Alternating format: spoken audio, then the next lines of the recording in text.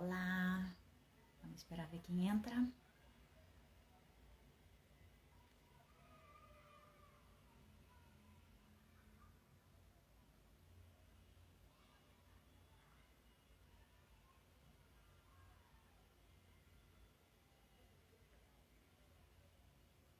Vamos esperar mais um pouquinho.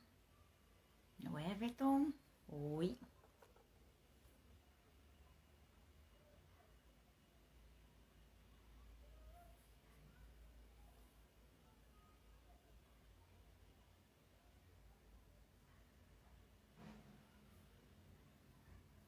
Esperar mais um minutinho.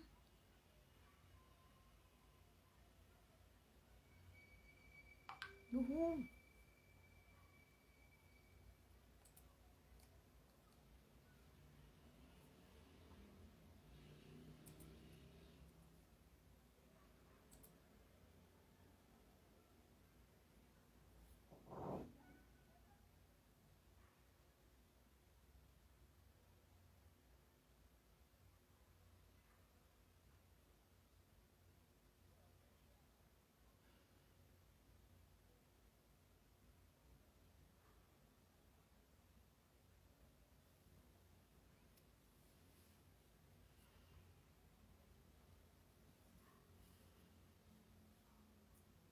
Bom, vou começar.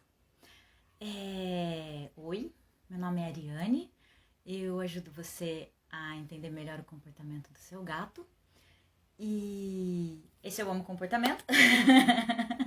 E hoje a gente vai falar sobre 3 formas de ensinar o seu gato: a habituação, condicionamento clássico e condicionamento operante.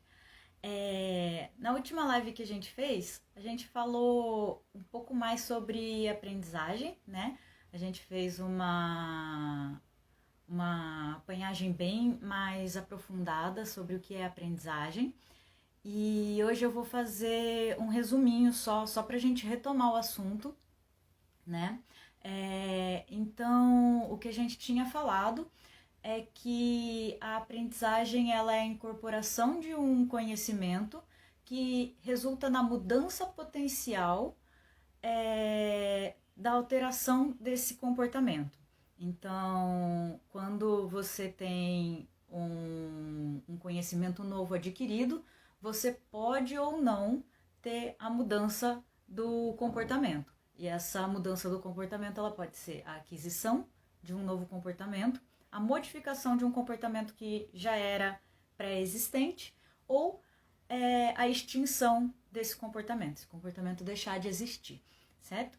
E que essa mudança, né, que essa incorporação desse comportamento, ela se dá através da experiência, que é construída através de fatores relacionais, ou seja, através da socialização, né, entre outros indivíduos. Olá!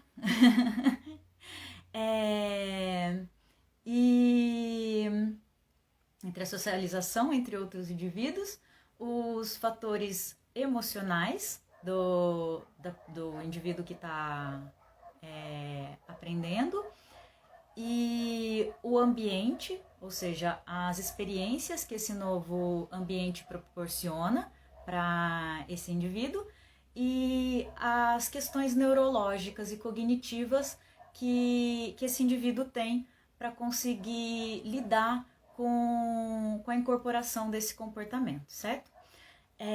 E a gente falou também que a mudança do comportamento ela é um padrão para a gente medir essa aprendizagem, mas que ela não pode ser utilizada para que a gente meça essa aprendizagem como uma totalidade, né? Não pode ser um parâmetro para a gente medir tudo, porque, como a gente tinha dito, nem sempre que um animal aprende um comportamento, ele vai apresentar esse comportamento porque ele quer, né? Às vezes ele não tem um estímulo forte o suficiente, uma motivação forte o suficiente para apresentar aquele comportamento, mesmo ele tendo aprendido. Não é porque ele não está apresentando aquele comportamento que ele não aprendeu. Então, que a mudança do comportamento não quer dizer que ele não aprendeu, certo? Bom, a gente também havia dito que haviam diferentes meios da gente aprender algo. Então, no vídeo passado, a gente viu a impregnação, que é a forma com que os animais aprendem quem eles são no mundo, né? Então, naquele período sensível, eles olham para os seus pais e entendem que eles são daquela espécie. A gente viu sobre a aprendizagem por imitação, que é aquela que o indivíduo olha para um outro ser que tem um status social mais elevado e imita aquele conhecimento, aquele comportamento, e isso leva a uma aprendizagem. E essa aprendizagem, ela pode ser tanto só a aprendizagem daquela função motora,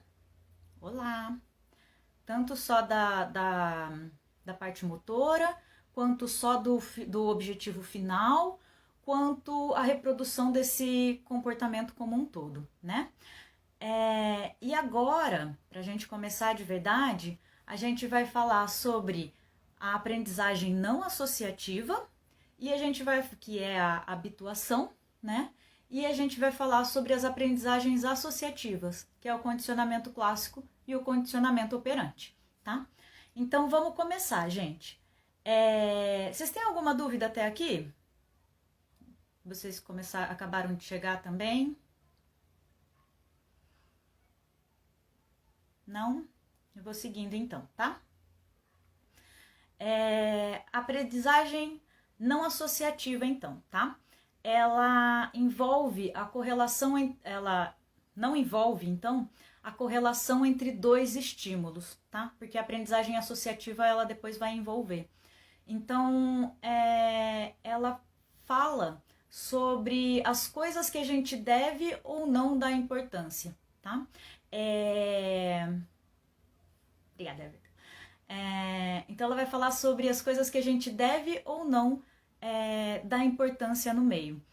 E aí ela é a habituação e a sensibilização, né? Basicamente, a gente vai ter um estímulo neutro e ou a gente vai se sensibilizar a esse estímulo neutro, ou a gente vai ter um estímulo que a gente já é sensível e a gente vai se habituar a esse estímulo, certo? Vamos falar primeiro então da habituação. Então, a habituação, eu vou pegar um estímulo que era ameaçador para mim e vou passar a me sentir mais segura em relação a esse estímulo. Por exemplo, fazer live. É um estímulo que a princípio pode ser ameaçador e conforme você vai repetindo isso, você vai ficando mais seguro. No caso dos gatos, você pega, por exemplo, sons ambientes que podem, a princípio, trazer um susto, um desconforto, e conforme esses sons vão sendo repetidos e ele percebe que isso não traz nenhum dano para ele, ele passa a não responder mais a esse estímulo, ele passa a se tornar habituado a esses estímulos, certo? Então é uma forma bem simples de aprendizagem, né? E ela torna então um estímulo que antes era ameaçador a progressivamente algo que a gente não liga mais. E nem todo estímulo gera a habituação. Alguns estímulos nunca vão se tornar habituais. Alguns estímulos vão sempre gerar uma resposta, né? Então, por exemplo, se uma porta bate e você não está esperando, você vai tomar um susto. É uma resposta que vai ser uma resposta instintiva, e não importa quantas vezes a porta bata, é provável que você leve um susto todas as vezes se você não estiver esperando. Então, o que acaba acontecendo é que você tem uma resposta se você tiver num equilíbrio, né, emocional, você vai conseguir se recuperar desse susto de uma forma mais rápida. O mesmo acontece com os animais. Então, se você tem um estímulo que vai te descompensar, você consegue voltar ao seu equilíbrio, né? Você não vai deixar de tomar o susto, mas você consegue voltar para o seu equilíbrio. E a sensibilização, então, ela é o oposto da habituação. Você tinha um estímulo que era neutro e você passa a se tornar responsivo a esse estímulo. Então, por exemplo, eu tinha um gato que era super tranquilo com um som e de repente algo acontece que ele passa a ter medo desse som, né? E isso aumenta essa resposta se eu tiver pareado a isso um estímulo aversivo. Ou seja, se aconteceu alguma coisa e no momento em que ele ouviu aquele som forte, ele além de tomar o susto, então a porta bateu com o vento, além dele tomar aquele susto, ele ainda caiu, se machucou, bateu em alguma coisa e sentiu dor, isso vai ficar algo mais marcado ainda nele, que ele vai ficar mais sensibilizado ainda àquele som e da próxima vez ele vai ter uma resposta ainda mais uma resposta ainda maior para aquele estímulo, certo?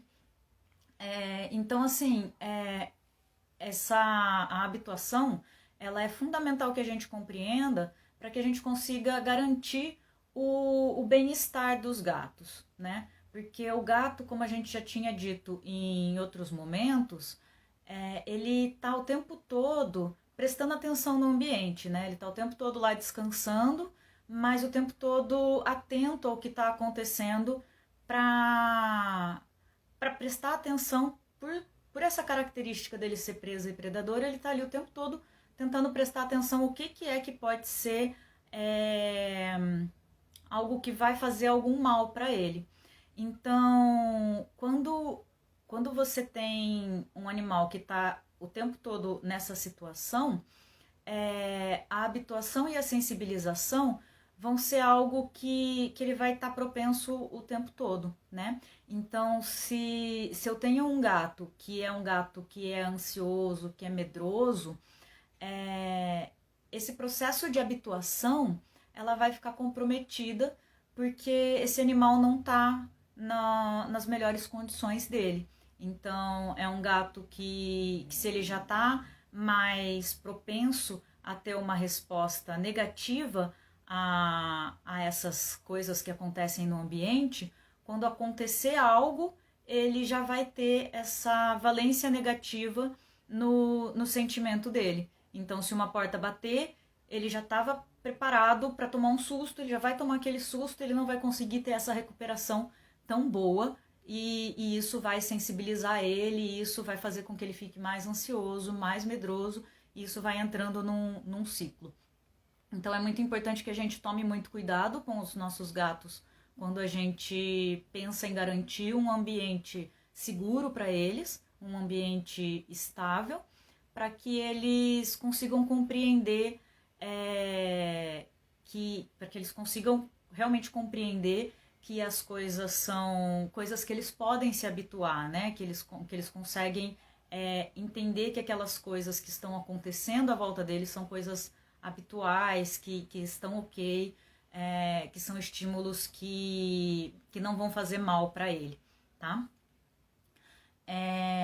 Vamos falar um pouquinho então agora sobre a aprendizagem associativa. Bom, como eu tinha dado um spoilerzinho, a aprendizagem associativa, então, ela vai associar dois fatores, né? Ela vai fazer uma correlação, então. Então, enquanto a não associativa, eu só tinha uma coisa acontecendo e eu respondia ou deixava de responder a essa coisa, e até agora tudo era mais ou menos nesse sentido, né? Tudo que a gente viu até agora era mais ou menos nesse sentido. Então, Eu tinha uma lacuna na minha fase de aprendizagem, na qual eu era sensível a entender como é que eram os meus pais. Eu tinha uma lacuna de ficar olhando e perceber como é que era o mundo à minha volta, né? De compreender essas coisas. Agora não. Agora eu vou fazer uma correlação. Eu vou olhar para algo e vou entender que esse algo se conecta com um outro algo através de uma outra coisa ainda, certo? Então eu vou conectar esses dois fatores. E essa associativa, ela se dá de duas formas. Ela se dá através do condicionamento clássico e através do condicionamento operante. A gente vai começar falando pelo condicionamento clássico, tá? Então, o condicionamento clássico, ela vai fazer o seguinte, ela vai parear um estímulo que era incondicionado, ou seja, era um estímulo que estava neutro ali, tá? Ele não estava condicionado, aquele estímulo. E esse estímulo que vai gerar uma resposta incondicionada, tá? E aí esse estímulo passa a ser condicionado. E a resposta também condicionada. Ah, meu Deus do céu, que coisa horrível, o que é isso? Socorro! Vamos lá. Então, como é que é isso de um jeito fácil? Vamos pensar no gato e na caixa de transporte, certo? A caixa de transporte é um estímulo incondicionado, tá? Eu tenho uma caixa de transporte, meu gato nunca entrou numa caixa de transporte e ele não... é só um objeto, tá? É um objeto ali como qualquer outro. E aí eu coloco o meu gato na caixa de transporte. E aí eu fecho essa caixa de transporte e levo ele para o veterinário na caixa de transporte. No veterinário, ele toma vacina, ele fica com medo do veterinário, ele chacoalha no carro enquanto está sendo transportado, ele fica desesperado, tá? E esse medo é uma resposta incondicionada. O desespero é uma resposta incondicionada, certo? E aí o que vai acontecer? A próxima vez que eu botar a caixa de transporte na frente do meu gato, ele vai sentir desespero por antecipação. Porque ele vai olhar para a caixa de transporte e ele não vai ver uma caixa de transporte. Ele vai olhar para a caixa de transporte e vai entender caixa de transporte veterinário, tá? Então aquele estímulo que era neutro, a caixa de transporte, se tornou um estímulo... aquele estímulo que era incondicionado, o medo que ele tinha de ir no veterinário, se tornou um estímulo condicionado. Quando ele vê a caixa de transporte, ele fica com medo do veterinário por causa da caixa de transporte, né? E que é a resposta aí incondicionada, certo? Outras formas que isso pode acontecer. Um gato com uma criança, né? Sempre que a criança chega no gato, a criança aperta o gato, aquela felícia maluca, assim, tipo, gato! E aí, toda vez que o gato vê uma criança, o gato some. Porque ele vê a criança, ele fala, cara, não quero, não tô afim. Porque ele condiciona que ver crianças significa ser agarrado, e ele não quer ser agarrado, então vou fugir da criança, né? Pode acontecer pro jeito bom? Pode. A pessoa que alimenta o gato na rua, por exemplo, né? Sempre que tem pessoas que alimentam gatos na rua, a pessoa tá chegando lá, não tá lá na outra esquina ainda, os gatos já começam a vir para perto dela, porque já estão condicionados que ver aquela pessoa significa que eles vão ganhar alimento, né? Então, o ver a pessoa é comida, carinho, atenção, certo? Mesmo sendo animais que normalmente não ganham esse tipo de afeto de humanos, ou podem ganhar até mesmo coisas ruins, né? Podem até mesmo estar condicionados a receber estímulos aversivos de humanos, né? Inclusive, na maior parte das vezes é isso. Então, ficou claro, gente? Vocês conseguiram entender o que é que acaba acontecendo?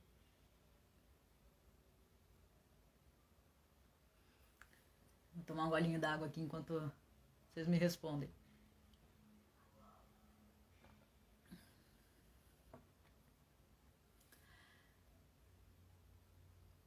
Bom, então essa é a segunda forma de você ensinar o seu gato, né? É a forma de você parear um estímulo com outro.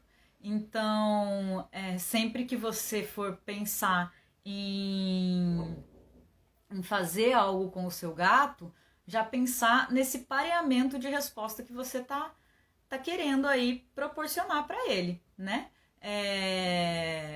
Já ir maquinando aí dentro da sua cabeça qual é a resposta que você quer gerar nele, né? Qual é essa resposta incondicionada que você espera que seu gato tenha e como é que você vai condicionar essa resposta, né? Então, pensar nisso e planejar isso para que a gente tenha um ensinamento mais efetivo dos nossos gatos. Vamos pro condicionamento operante, então, que ele é um pouco mais complicadinho. O condicionamento operante, então. No condicionamento operante, entra a possibilidade de eu aumentar ou diminuir a frequência em que um comportamento ocorre. Então, se eu tenho um comportamento, por exemplo, o comportamento do gato miar, tá? Eu tenho um gato que mia. E aí eu quero fazer o meu gato miar mais ou parar de miar. Com o condicionamento operante, eu consigo fazer com que o meu gato mie mais ou mie menos, certo? Como é que funciona isso? Eu vou dividir a forma de fazer esse comportamento aumentar a frequência em que ele ocorre ou diminuir a frequência que ele ocorre, dividindo em 4 quadrantes, certo? Vão ser 2 quadrantes para reforço e 2 quadrantes para punição, tá? Então, o que é reforço? Reforço é tudo aquilo que faz aumentar a frequência do comportamento. E punição é tudo aquilo que faz diminuir a frequência do comportamento. Então, se eu quero que o meu gato mie mais, eu vou recompensar o comportamento do meu gato. Se eu quero que o meu gato pare de miar, eu vou punir o comportamento do meu gato. Ok até aqui? Ok. E aí eu tinha dito que eram 4 quadrantes, certo? Os outros 2 quadrantes vão ser positivo e negativo. Ah, positivo e negativo é no sentido de bom ou ruim? Não. Positivo e negativo é no sentido de adição ou subtração, tá? No sentido matemático da coisa. Então, ou eu vou adicionar algo, ou eu vou subtrair algo, tá?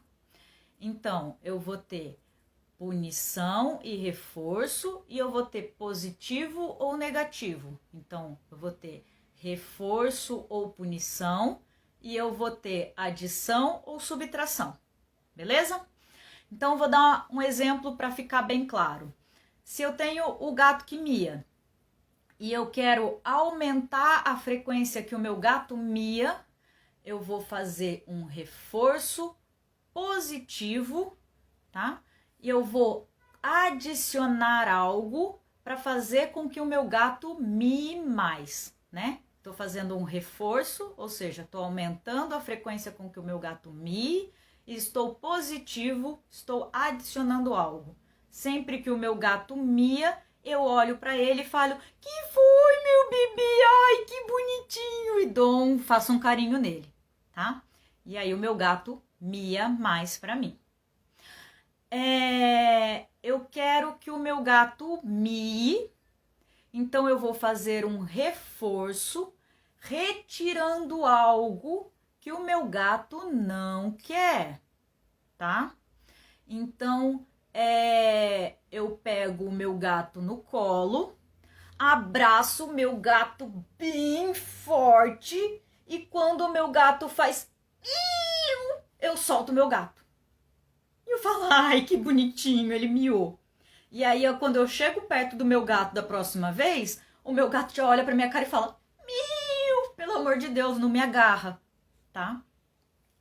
É um reforço, porque eu estou aumentando a probabilidade do meu gato miar, e é negativo, porque eu estou retirando algo para que o meu gato faça esse comportamento. Ok até aqui?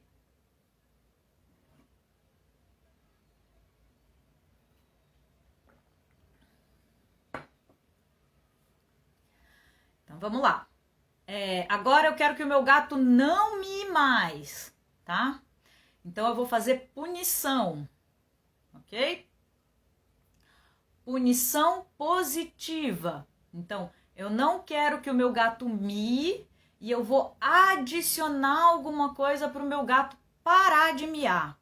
Então, quando o meu gato mia, eu borrifo água na cara dele, tá? Eu adicionei um borrifo de água na cara do meu gato para ele parar de miar. Então, vai dar uma sensação ruim nele e da próxima vez ele vai diminuir esse comportamento. Na verdade, a probabilidade maior é que ele voe na minha cara da próxima vez, tá? Mas ele vai diminuir esse comportamento de miar.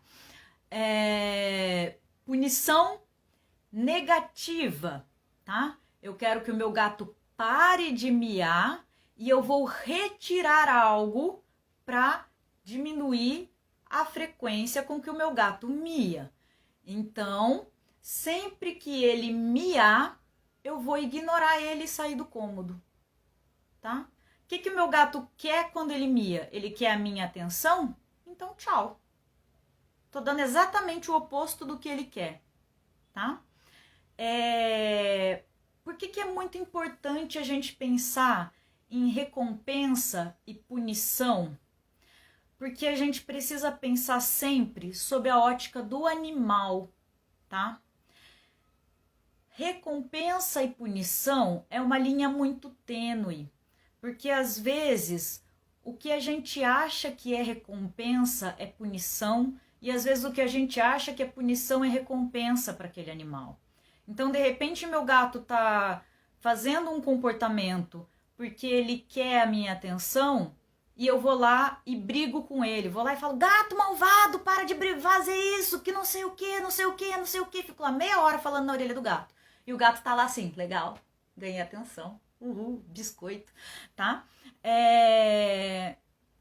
Então, ou às vezes o gato tá correndo louco pela casa, tudo que ele quer é ganhar comida. E aí você fala assim, ai, esse gato que não para de me perturbar, vou colocar comida no pote dele para ver se ele para de me atazanar e dorme. E aí eu encho o pote dele de comida, fecho ele para fora do quarto e ele tá lá felizão porque ele ganhou comida, tá? Então, assim, a gente precisa pensar sob a ótica do animal. Então, de novo, a gente precisa entender a comunicação que esse animal tá passando pra gente, para que a gente consiga compreender o que é que a gente precisa fazer para a gente conseguir recompensar e punir os comportamentos que a gente espera desse animal, tá?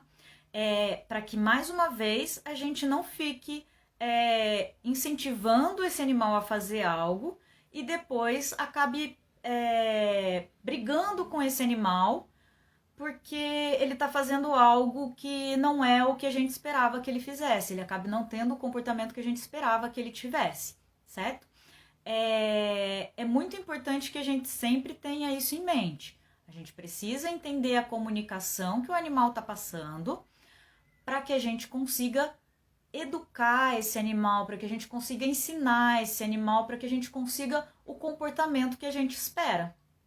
Porque se a gente não conseguir atingir esse nível de comunicação, da gente olhar para o nosso gato e dizer, ele está fazendo manha, ele está querendo a minha atenção e eu não vou recompensar esse comportamento, a gente não vai conseguir chegar no animal que a gente espera que a gente tenha, tá? A gente vai estar sempre correndo atrás do prejuízo, tá? Então, gente, vamos fechar tudo isso? Vocês têm alguma dúvida até aqui?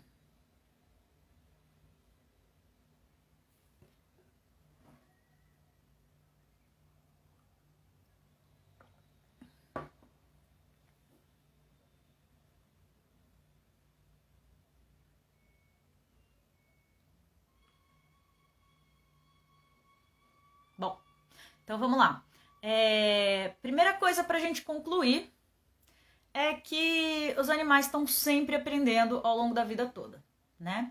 Então não importa se meu gato tem 17 anos de vida, ele ainda vai estar aprendendo, ele ainda vai estar entendendo, ele ainda vai estar na plena capacidade de surpreender a gente, de trazer um comportamento diferente, de repente parar de fazer algo que ele fazia, começar a fazer algo novo, modificar um comportamento, porque assim como nós, os animais estão aprendendo a vida toda e eles vão continuar aprendendo a vida toda, tá? A menos que haja alguma doença que afete completamente a capacidade cognitiva desse animal, ele ainda vai estar aprendendo ao longo da vida toda, tá? Então, não tenha medo de ter um animal velho e dizer assim, já perdi as esperanças com esse bicho, porque esse bicho não vai mais aprender nada. Esse bicho... Oi, Nina! Chegou no finalzinho. A gente... então, assim, esse animal, ele já vai... Mesmo ele estando velho, ele ainda vai conseguir ter essa capacidade cognitiva para conseguir entender, para conseguir aprender ao longo da vida e ele vai conseguir aprender algo. O que acontece com animais mais velhos é que eles ficam mais turrões, né? Assim como nós, é mais difícil haver uma mudança comportamental. Não quer dizer, de novo, que ele não aprenda, né? Quer dizer só que talvez a motivação para que ele faça um comportamento diferente precise ser muito maior do que normalmente para um animal jovem, por exemplo, né? Porque para um animal jovem, de repente, experimentar comportamentos novos não sejam tão custosos. Para o animal mais velho, ele já está satisfeito com os resultados que ele consegue com aquele comportamento. Então, não tem muito por que ele testar novas experiências, né? Ele continua fazendo ali daquele jeito que ele já sabia mesmo e bola pra frente, tá?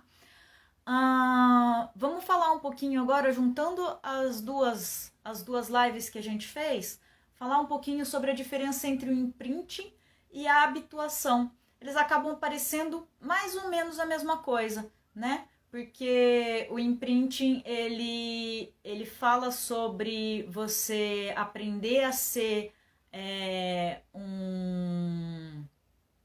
uma coisa, né? E a habituação, ela fala sobre você se tornar habituado às coisas que acontecem no meio. O que acaba acontecendo é que o imprinting, ele é específico de uma fase da vida e ele é específico sobre a sua espécie, né? Sobre aprender a ser da sua espécie, aprender a ser daquele tipo ali de objeto que está sendo apresentado para você naquela fase daquela fase que você é sensível ali. E a habituação não, a habituação ela é algo mais generalizado e ela fala mais sobre o ambiente como um todo, ela fala mais sobre todas as questões mesmo, tá? Lembrar sempre que punições positivas, então vamos lembrar, punição diminui a frequência do comportamento, positiva adiciona alguma coisa para mudar esse comportamento, né? Então lembrar que punição positiva é extremamente danosa ao bem-estar dos animais, seja qual animal for, tá? Então, que a gente não deve usar isso, porque é algo que vai machucar, vai agredir, vai ser algo que vai acabar sendo danoso para o bem-estar, seja para o bem-estar físico, seja para o emocional, para o psicológico daquele animal, tá? Então, jato de água na cara do gato pode parecer algo que não faz tanta diferença, mas é algo que vai acabar trazendo um dano psicológico, um dano, pode não trazer um dano físico, né? Não é como se eu fosse lá e batesse no gato, apesar de que bater no gato também é uma punição positiva, né? Eu estou inserindo uma dor física para diminuir a frequência de um comportamento, por mais que não seja algo físico que eu estou falando, né? Não estou falando de um dano físico, mas eu estou falando de um dano emocional, onde esse gato vai parar de confiar tanto em mim. Eu estou falando de um dano psicológico, onde esse gato não vai mais ter tanta confiança, não vai mais ter tanta segurança, não vai ele vai se sentir ameaçado dentro da casa dele, dentro do grupo dele. Então, assim, não façam isso, não tentem ensinar o gato de vocês, o cachorro de vocês, não façam punições positivas, tá? Tentem usar sempre reforço positivo. Então, reforço, aumentar a frequência do comportamento através de inserir algo.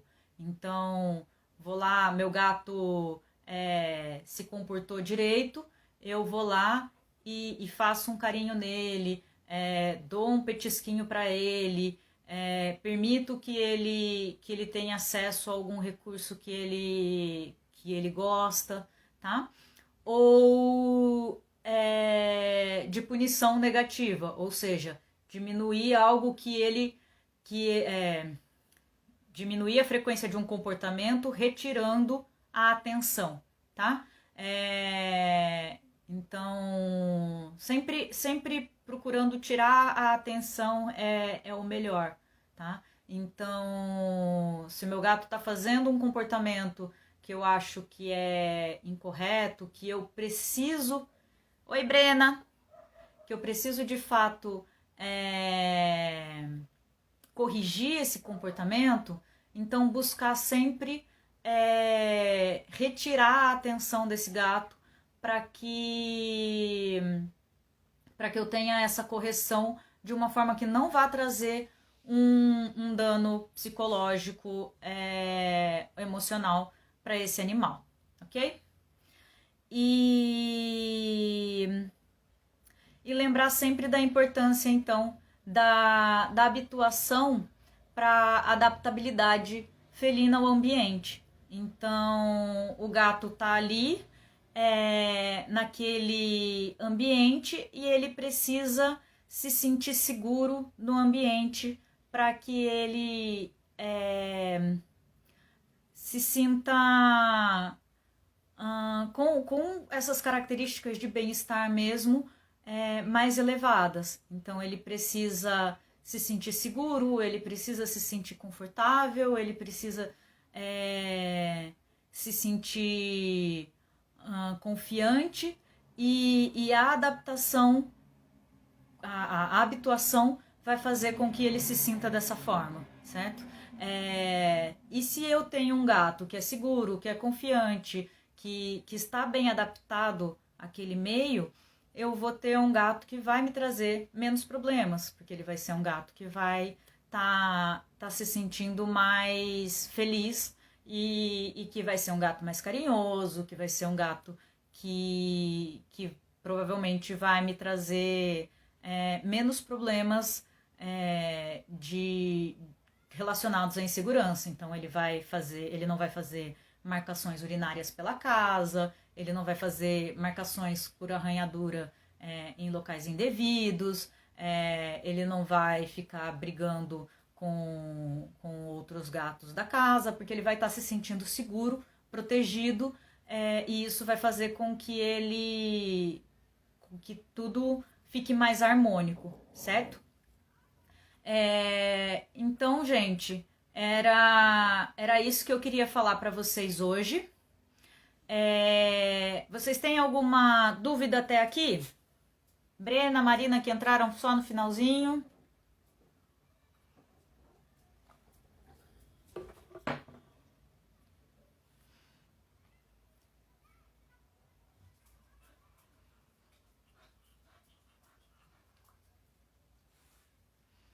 Bom, gente, então eu vou encerrando por aqui. Vejo vocês na próxima, tá? E a gente vai se falando, tá bom?